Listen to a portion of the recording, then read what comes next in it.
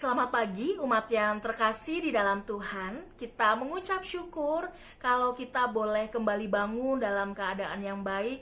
Dalam segala keterbatasan kita boleh menikmati hari baru yang Tuhan percayakan untuk kita. Kalau misalnya saya tanya, apa bukti Tuhan mengasihi saudara? Maka apa jawab kita? Gak usah jauh-jauh. Diri kita sendiri ini loh adalah bukti Tuhan mengasihi kita. Apa yang kita terima, apa yang kita nikmati, apa yang kita rindukan dan Tuhan jawab. Bahkan pergumulan itu sendiri, orang-orang yang Tuhan hadirkan bersama dengan kita, karya-karyanya, setiap hal yang ada di sekeliling kita, lingkungan kita, alam yang ada di sekeliling kita, itu juga adalah bukti kasih dan penyertaan Tuhan kepada ciptaannya, kepada manusia. Oleh karena itu saya mau mengajak kita untuk mengucap syukur, untuk bersuka cita. Kita akan sama-sama mempersiapkan hati dan pikiran kita untuk menyambut pemberitaan firman Tuhan. Kita bernyanyi dari PKJ nomor 242, Seindah Siang. Kita akan diiringi oleh Om Kurniadi.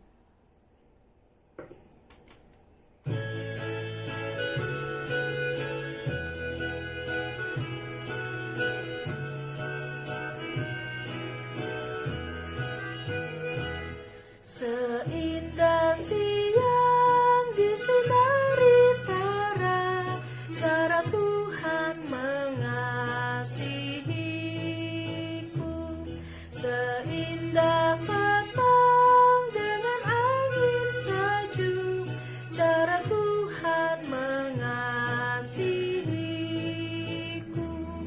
Tuhanku lembut dan penyayang, dan aku mengasihi Dia. Kasih-Nya besar, agung dan mulia, cara Tuhan mengasihiku. Sedalam alam, seluas angkasa, cara Tuhan mengasihiku. Seharum kembang yang tetap semerbak, cara Tuhan mengasihiku. Damai-Nya tetap besertaku, dan sorgalah pengharapanku. Hidupku tentram, ku nikmati penuh, cara Tuhan mengasihiku.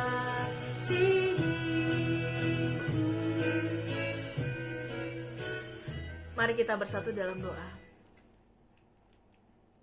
Ya Allah, kami mau membaca dan merenungkan firman Tuhan. Kami berdoa biarlah firman Tuhan yang akan kami renungkan boleh menolong kami semua untuk bisa melihat bagaimana selama ini kami menjalani kehidupan kami sebagai para pengikut Tuhan. Kami berdoa biarlah melaluinya kami juga boleh diteguhkan untuk bisa berjalan bersama dengan Tuhan di dalam keseharian kami. Bersabdalah karena kami umat-Mu sudah siap untuk mendengar. Di dalam nama Tuhan Yesus kami berdoa dan mengucap syukur. Amin. Bapak Ibu, mari kita buka satu bagian Alkitab yang terambil dari Markus pasal 7 ayat yang pertama sampai ayat yang ke-13 ya. Markus pasal 7 ayat yang pertama sampai ayat yang ke-13 saya akan bacakan bagi kita semua. Perintah Allah dan adat istiadat Yahudi.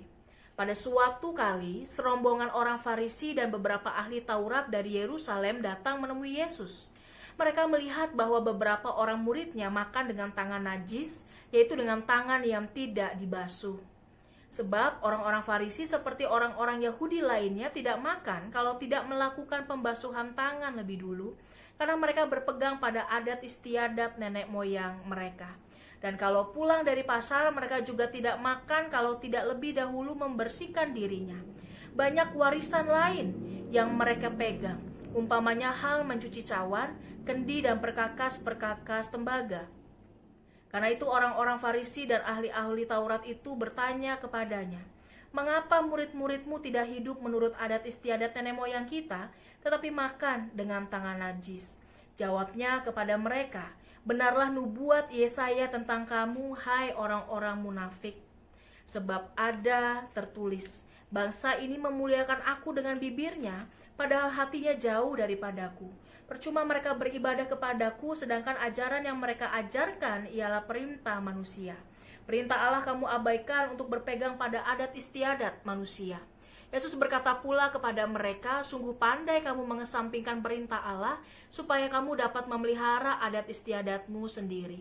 Karena Musa telah berkata, hormatilah ayahmu dan ibumu, dan siapa yang mengutuki ayahnya atau ibunya harus mati. Tetapi kamu berkata, kalau seorang berkata kepada bapaknya atau ibunya, apa yang ada padaku yang dapat kugunakan untuk pemeliharaanmu sudah digunakan untuk korban, yaitu persembahan kepada Allah, maka kamu tidak membiarkannya lagi berbuat sesuatu pun untuk bapaknya atau ibunya. Dengan demikian firman Allah kamu nyatakan tidak berlaku demi adat istiadat yang kamu ikuti itu, dan banyak hal lain seperti itu yang kamu lakukan. Demikianlah firman Tuhan. Nah, umat yang terkasih di dalam Tuhan, kalau kita membaca bagian ini, maka apa yang terlintas dalam benak kita? Apakah yang terlintas, wah orang Yahudi nih ya, orang-orang Farisi ahli Taurat ini benar-benar bersih orangnya. Ya, sebelum makan cuci tangan, pulang dari pasar membersihkan diri, ada ritual nyuci kendi, nyuci cawan, perkakas tembaga, dan seterusnya. Apakah kita berpikir seperti itu, saudara? Kalau iya, maka harus kita garis bawahi, kalau ritual pembersihan ini tidak bicara atau penekanan utamanya itu bukan soal bersih atau enggak, bukan soal higienis atau tidak, ya. Tetapi ritual pembersihan yang mereka lakukan ini berbicara mengenai kehalalan seremonial. Karena kalau secara seremonial itu dianggap sebagai sesuatu yang najis, dianggap tidak bersih, maka orang tersebut dianggap tidak layak untuk melayani Allah. Maka orang tersebut dianggap najis di mata Allah. Jadi pembasuhan di sini bukan soal bersih atau enggak, tetapi soal najis atau tidak di hadapan Allah. Menarik karena sejak dulu, saudara, orang Farisi dan ahli Taurat ini adalah orang-orang yang dikenal benar-benar melakukan hukum itu secara rinci setiap saat selama berabad-abad. Ya, mereka melakukan itu dengan setia. Dalam waktu yang panjang selama berabad-abad itu mereka juga menambahkan banyak penafsiran mereka tentang hukum Taurat dan menganggap itu tidak kalah penting dengan hukum Taurat itu sendiri. Sama-sama mengatur dan sama-sama mengikat. Kalau tidak melakukan hukum-hukum tambahan atau yang kita kenal dengan hukum yang disebut adat nenek moyang, begitu ya, maka tradisi atau adat nenek moyang, maka mereka sama berdosanya dengan tidak melakukan hukum Allah itu sendiri. Kemudian, saudara, ada pertanyaan yang muncul. Otoritas hukumnya ini jadinya punya siapa nih? Punyanya Allah atau punyanya manusia?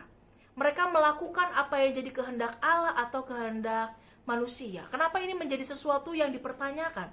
Karena realitasnya, kenyataannya, hukum atau tradisi yang kemudian ditambahkan pada hukum itu kemudian jauh lebih penting dan meniadakan atau membuat tidak berlaku hukum Allah itu sendiri. Tidak jarang, saudara, seperti yang dicontohkan di ayat yang ke-10 sampai yang ke-12, ada hukum-hukum yang kemudian saling bertentangan.